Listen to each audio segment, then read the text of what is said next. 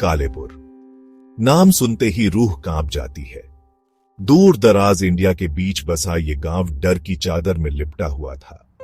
Local लोग और बाहर से आने वाले सब इसकी कहानियां जानते थे।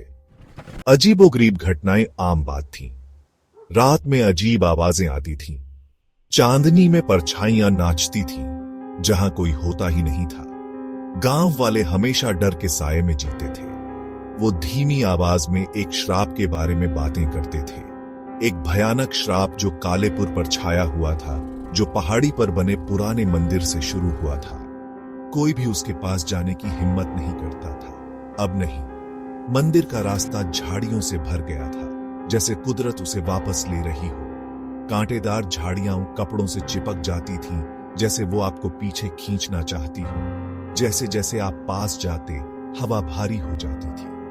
एक सन्नाटा छा जाता था। सिर्फ अनदेखे जीवों की सरसराहट सुनाई देती थी। चमेली की खुशबू, जो आमतौर पर मीठी होती है, यहां दम घोंटने वाली हो जाती थी। कालेपुर अपनी सांसें रोक लेता था, इंतजार करता था, देखता था। गांव खुद अपनी सांसें रोक लेता था, इस डर से कि अगर कोई उस श्रापित मंदिर के पास जाने की हिम्मत करेगा तो क्या होगा। मंदिर बहुत पुराना था। इसका कभी चमकीला रंग अब फीका पड़ गया था, जैसे धूप में जली हुई त्वचा। आदमी की बाह जितनी मोटी बेलें टूटे हुए खंभों के चारों ओर लिपटी हुई थी। छत बहुत पहले ही गिर चुकी थी, जिससे गर्भगृह खुले आसमान के नीचे था। फिर भी एक अजीब ऊर्जा वहां से निकलती थी। हवा में एक अजीब सी कंपन होती थी। लोग एक साधु के बारे में बात करते थे, जिसने एक बार मंदिर में शरण ली थी।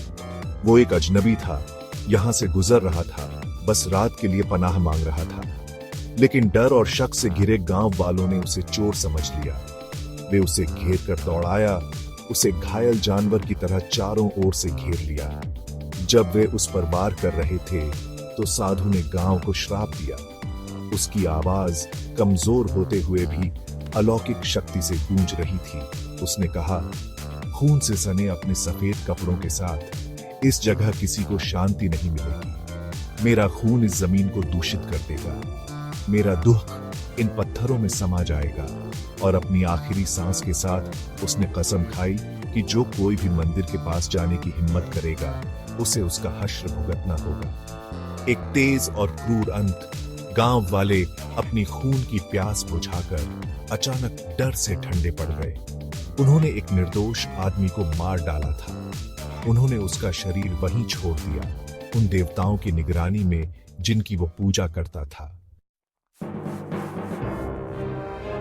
ओ